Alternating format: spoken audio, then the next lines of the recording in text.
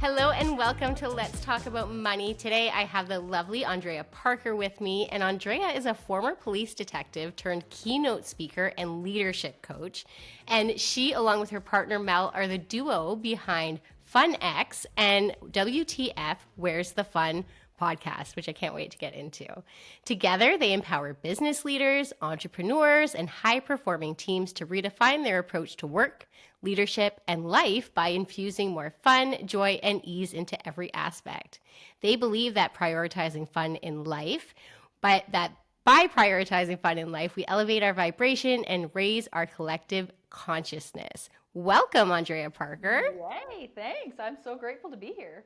I'm so happy you're here. So Andrea is a local business coach. She is in Muskoka, but runs her business online, which is wonderful. And let's get right into it, Andrea. Yes. You describe your zone of genius, as fun. So what does fun really mean to you, and why do you think it's such a powerful but overlooked tool in life and business? And maybe you can add finances there too, because we're talking about money. Ooh, this is good. And it's such a fascinating topic because fun in itself is quite simple, but it's actually like super deep and complex at the same time because fun really can mean a lot of different things for different people. But for me, what fun is, it's really at the core connecting to what matters most to you. And it's really about the enjoyment piece. And I don't mean enjoyment as in just pleasure, like pizza party in the break room kind of fun, but it's like the fun as a perspective, fun as a feeling, and fun is really like a way of being. Wow, that's incredible. I come from a background of teaching small children. So fun to me, especially in my past career, was something that it was so easy to tap into. But then take away those kiddos and it becomes really difficult when you're in like the adult world.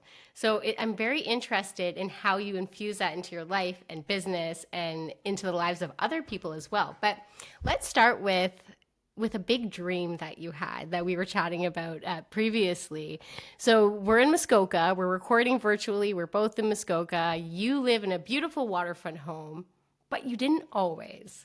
So can you just start at the point where you and Mel together decided that this was something that you wanted to be? Yes. So I love this conversation. So basically, that had always been a dream of ours. We've been together, so we've been married for like last week it was 11 years. We've been together for 15. And even Wow. before that, we both individually had a dream in our heart that we wanted to live on the lake. Like we're water people, we're lake people. That was always our shared vision.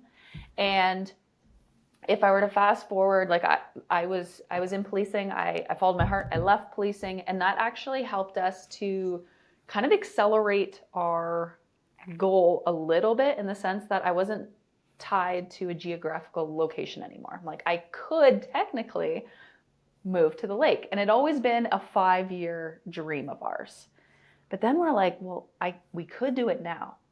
And we had put a lot of like we're a lot of strategy. We're a lot of heart, we're a lot of intuition, but we're also a lot of strategy. And what it came down to is we were trying to make it work. And we had actually forced trying to make it work, I want to say like 5 years before. I'm like, I'll leave policing and I'll move up there. And randomly we bought like land that wasn't even on the lake because it was closer to the lake. And then it didn't work out. So then this time I'm like, I actually feel like now is the aligned timing. But what we had been doing is we're really big into like, okay, well, let's plan, let's dream, let's get clear on what we wanted.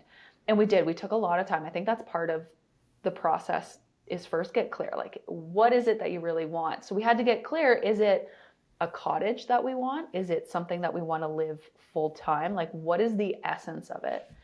And then once we got really connected to the essence of it, then we started to create like, what's our non-negotiables for it? Like I wanted all day sun. I'm like, if I'm moving up there, I want no weeds. I want a quiet road. Like we had this list.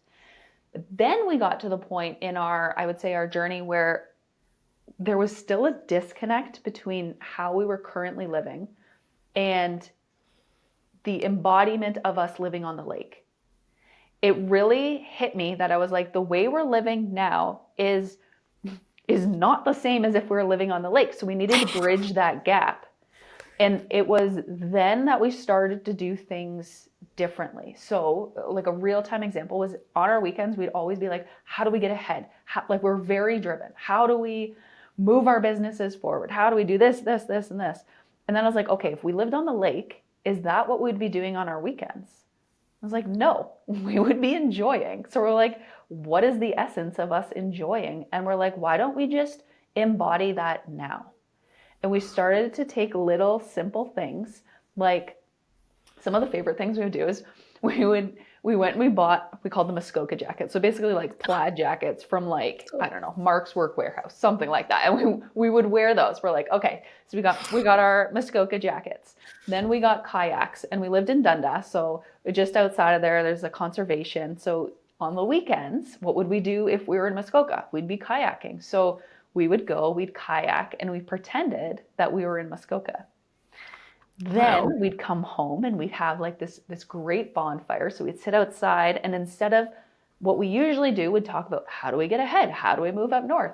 We started talking about we just savored. We'd have like maybe like a delicious tea or a drink, and we would just be sitting there being. I remember one time, it was one of the things we love to do is we loved watching the stars. So it was one time, it was like maybe August, and they had a meteor shower. So we laid out there. We got all our neighbors to turn off their lights. All this to say is we just started living as if we were in Muskoka, and we were okay with our dream taking a little bit longer than we ideally wanted it to. But by us doing that, we actually, I feel like, collapsed time, and we actually moved within that year. And it wasn't planned. Like our goal was still 5 years, and it just kind of accelerated it. Wow, that is so cool. So instead of the real hard work and the pushing the action, you kind of let it happen and lived in the energy. Is that what I'm hearing? We lived in the energy. And I will say this is easier said than done, because I appreciate that caveat, because I know they will come for me. So yes, elaborate on that. it is very different saying you want something and then allowing yourself to experience it. And the reason often that is we have a lot of subconscious beliefs. We have a lot of maybe even our own pressures for our desires. Like often driven people like myself are very impatient. It's like, I want things to happen like now. So our own impatience. But then I think a lot of our conditioning is when you're enjoying and you're actually like experiencing the thing that you want, there's usually this belief that then you're not going to have it because you're not working hard enough, or you're not doing enough, or whatever insert the belief is. But actually that's where it's almost like crazy backwards land, where the pushing and the forcing is the thing that's actually creating the resistance that's slowing down the actualization of what you want. I completely connect with that point, because as a business owner, there's this sentiment that we have all this freedom, right? But then oftentimes business owners, especially if you're driven, if you have these goals, if you have ambitions, you're pushing, and then there is no freedom. There is no joy or fun or all these wonderful things that we got into business for in the first place. So I think that's so important. And I like that you've recognized that kind of side of it. Now let's get kind of talk about something a little bit different. Let's talk about making sacrifices, or saying no to something so you could say yes to something else. Was there any of that happening during this process? Were there things that you had to kind of let go of to create space for what was coming? This is such a good question. And I think even what you're saying about freedom, like oftentimes there's like on one side, let's say one side of the spectrum, there's freedom, but there's also constraint. So with freedom, there's constraint. So we're like very big believers that if you intentionally and I'm going to say quote unquote, constrain yourself. And that's not necessarily a bad thing, but maybe you discipline yourself or you challenge yourself in a certain way. It's going to give you more freedom. Like as an entrepreneur, it's like there's certain things that I think if you have some discipline, if you have some consistency, some certain things that you're doing, it's going to then allow you to have freedom. And the opposite is also true. If you're just looking for freedom, then you're going to be constrained in other places. Maybe it's your finances, maybe it's your health, all of these. So there really is, I think, a sweet spot where you want to play the game well.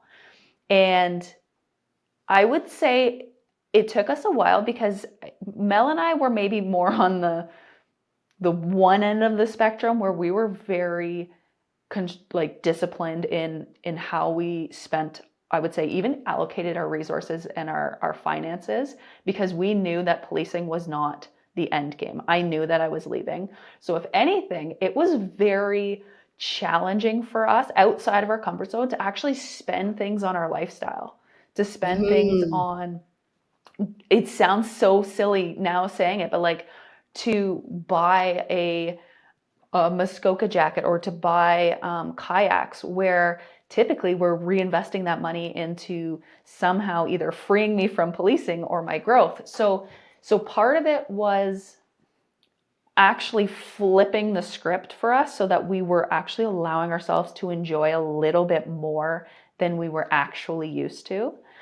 But to your point, I think we really dialed in. So we almost, like, I don't want to say did tunnel vision, but I do believe at certain times you need to focus really on what it is that you want. And we were very focused on, we knew that if we were moving 3 hours away from our friends and our family, and Mel had a successful painting business created there. So not only were we going to leave like all of that behind, community is so important to us. We didn't have a community up north. We didn't have really even my business where I wanted it to be, because a year before I had just left policing. So there were, I would call them sacrifices, but I would just say reallocated focus for where we were putting some of our intention and our energy. And that means sometimes what we thought was going to be disappointing other people. And then we just kind of reframed that to be like, well, like us following our dream, us doing what we want to be doing is as a byproduct, it's actually going to benefit our family. It's going to benefit our friends. It's going to benefit our businesses in the long term. Absolutely. Oh, that's so interesting, because, it's so difficult to keep the vision sometimes. And then also, so I run into two things with people with big dreams, right? You run into the super regimented people where this is the only thing and everything else goes to the wayside and there's no joy.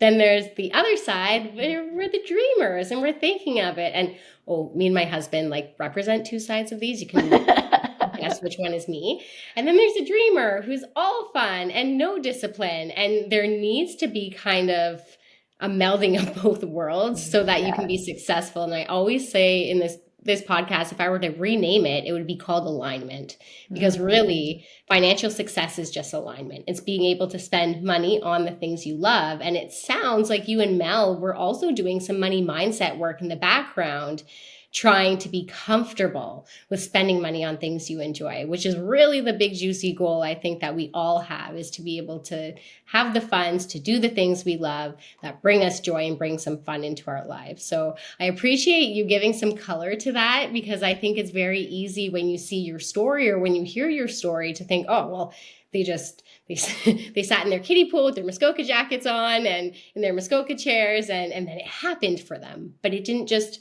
happen. It was a process, right? And you guys are planners. So go ahead, add to that.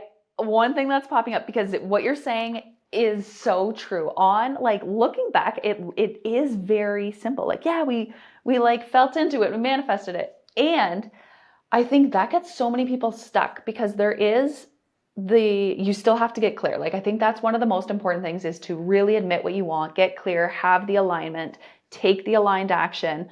But one of the things that I think we don't talk about enough is the courage piece, where there's so many times even in our journey where it's like we ask for something, we've been even like putting it out there, and then we get the opportunity, we're like, nah. I'm like, that seems too difficult. That Kidding. seems too, yeah.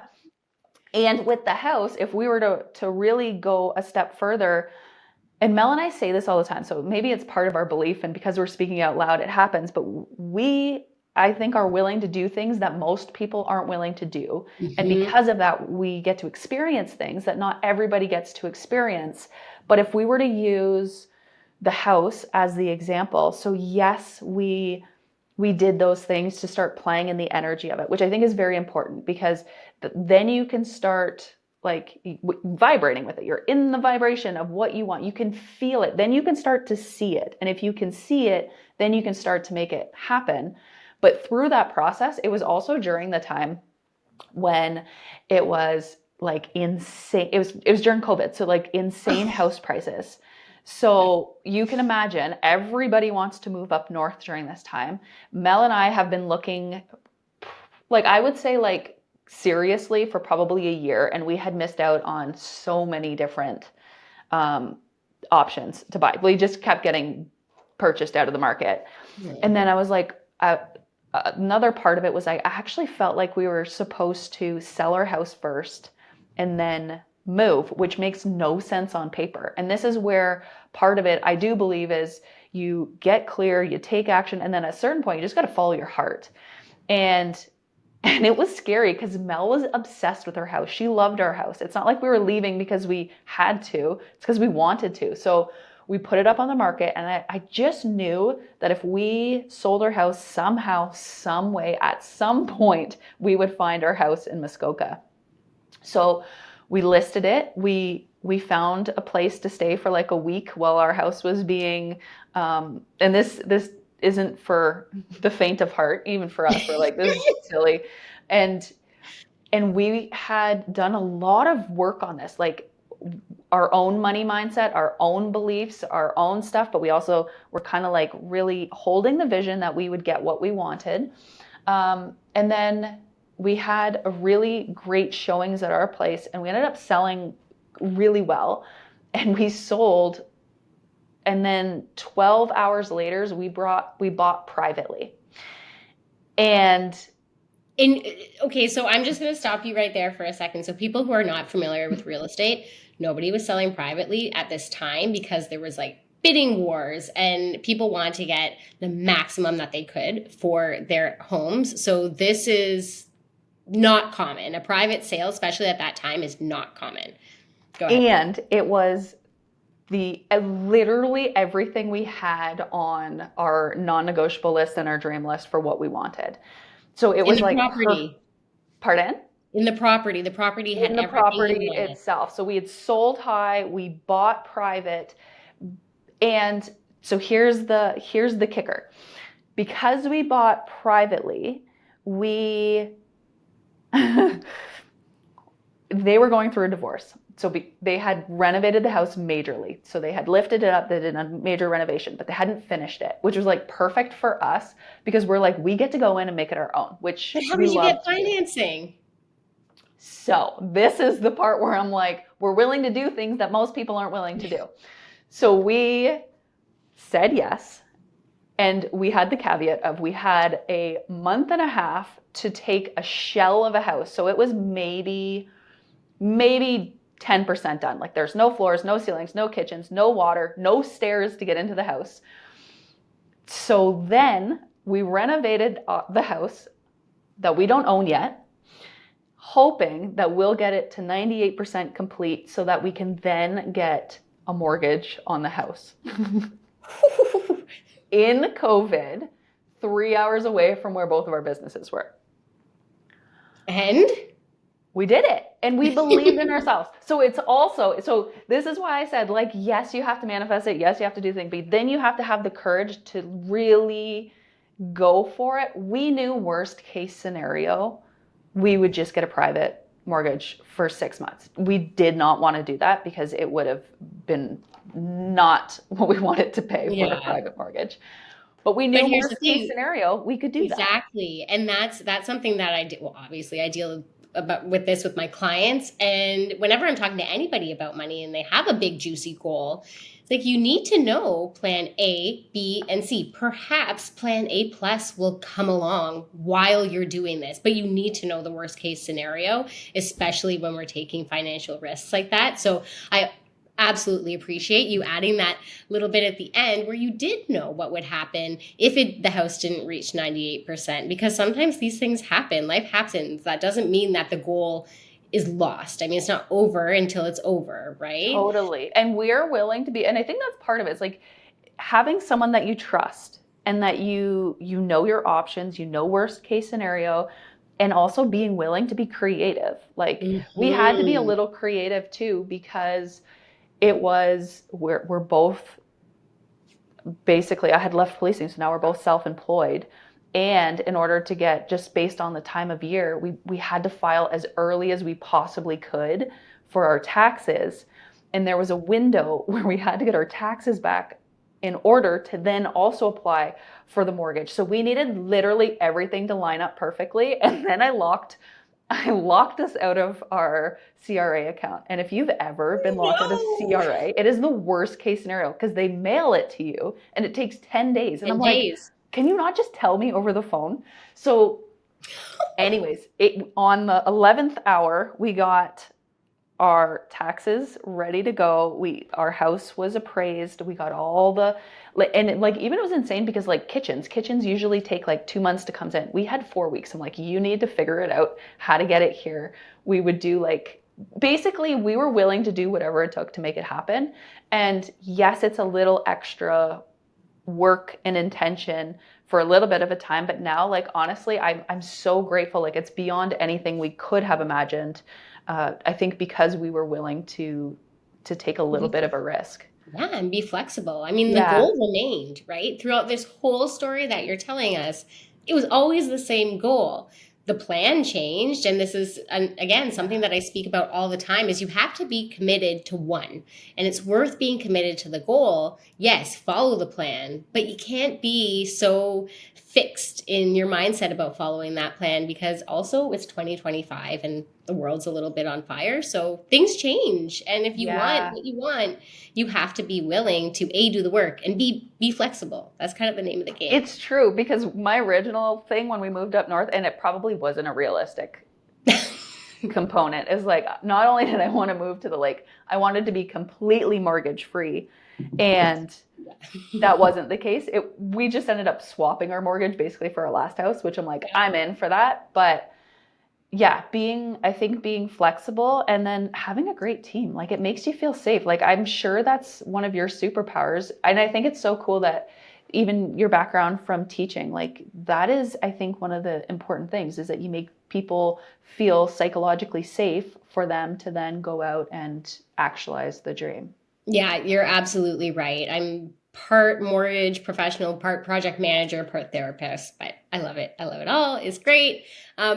And in that vein, let's talk about if there was misalignment between you and Mel throughout the journey. Was there ever a time, maybe not misaligned, you two are very aligned, but was there a time where somebody was waning in their motivation or in holding the vision, and then the other party had to kind of help them along?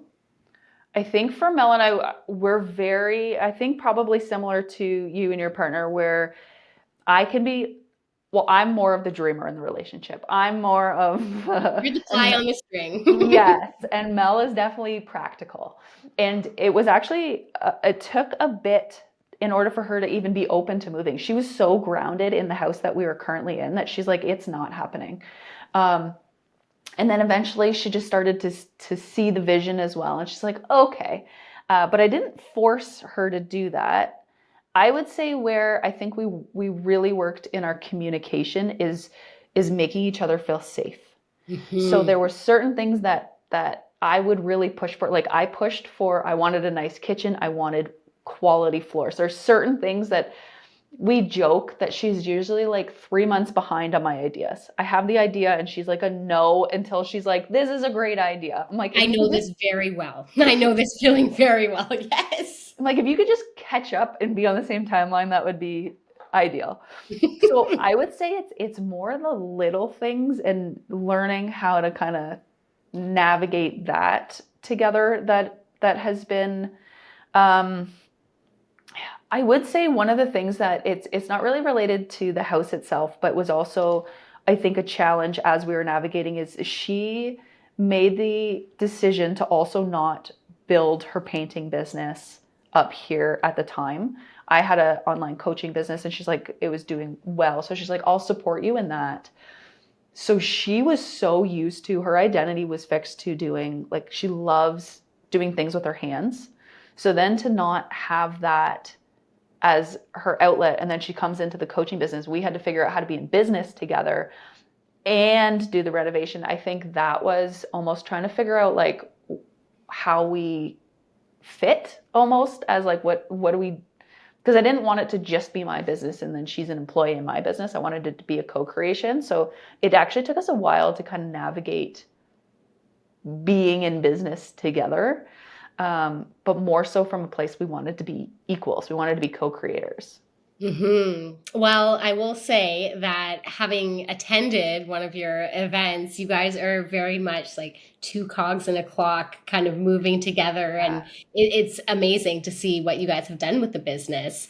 But I also want to talk about what's happened since. So you got to Muskoka, you got your big juicy goal, and so much has happened since then. Is there anything else that you guys were focusing on and calling in that has since come to fruition for you? Yes, love this. And I will say at first, when we first actualized the dream, there was almost like a little bit of like, now what? Now what are we doing?